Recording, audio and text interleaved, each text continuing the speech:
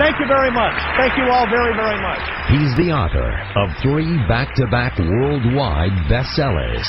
He's a passionate teacher. What's your cause? What makes you want to jump out of bed every morning and go in and do it better than you did it the day before? He's funny. I saw the greatest T-shirt I've ever seen in my life. There's a guy with a big belly wearing the T-shirt that said, "Change is great. You go first." He loves leading people and companies to their full economic potential. So if you're ready to set aside any preconceived ideas that you might have, and if you're set to learn some lessons from some of the most fascinating leaders in the world, then let's go on a journey together. He's the man USA Today calls one of the 3 most in-demand business speakers in the world. And he brings people to their feet. This is Jason Jennings. He's a man who knows what drives success, and he wants to share his insights with us. Ladies and gentlemen, please, a big hand for Jason Jennings. Good morning, everyone. Oh, come on. You can't be that tired yet. We need to have a great hour together. One more time. Good morning. All right, I'll take that. I think maybe the most unnatural thing in the world is getting up in front of hundreds or thousands of people to give a speech. I'm not sure if I could probably do that.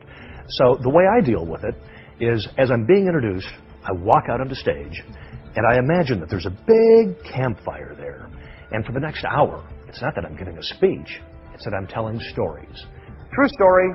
I'm sitting with Charles Koch, and Charles Koch says, "Have you met $1 billion Brad yet?" And I said, $1 billion Brad? What's a $1 billion Brad? He said, "You haven't met him yet. Come on along. You got to meet $1 billion Brad." So we take the elevator down a couple of floors. We come to a cubicle farm that's got 800 cubicles, the biggest cubicle farm I've ever seen in my life. And we finally come to this cubicle, and Charles goes, "Hey, Brad, $1 billion Brad, you in there?" And this little face pops up from the cubicle. The guy who comes up from the cubicle, I mean, he looks like an angel. He looks like he's never shaved.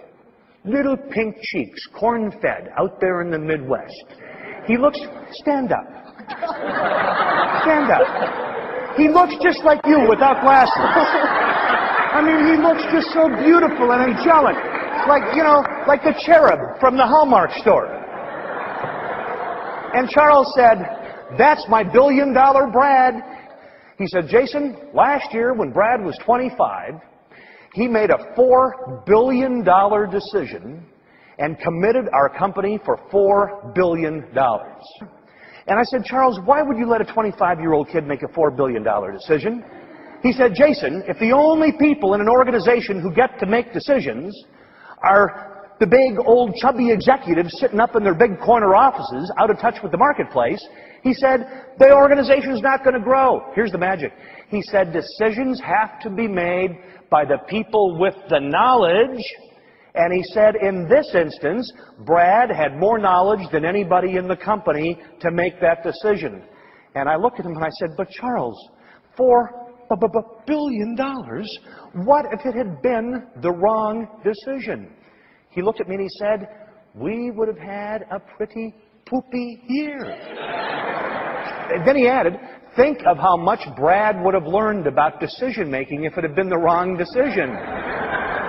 And one of the things I think that separates me from everybody else is I'm the guy that takes the time to interview on the telephone about 10 or 12 people who are going to be attending the speech. I want to ask people, what keeps you awake at night? What goes bump in the night? What are the stumbling blocks that would prevent you from achieving your full economic potential? Once I hear those things, then I'm able to select content and hopefully hit one out of the park and give people what they need to hear. I have always been absolutely fascinated by your industry.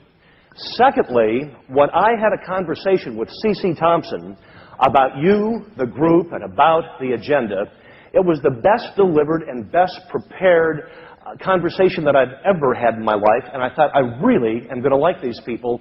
And then last night, it's like I've known some of you for 15 or 20 years. Everybody is just, well, it was probably the booze that helped, but I mean, everybody is so happy. Everything I do is totally research-based.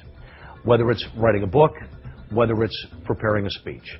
I frankly don't think that people are very interested in knowing what I think. What I think doesn't count. But what myself and my researchers have uncovered inside the world's best performing companies, that's what counts. Much more than standing up and giving a speech, I think of my speeches as an opportunity to report to audiences on what we found inside the best performing companies in the world. Every one of these companies have figured out who their right customer is, and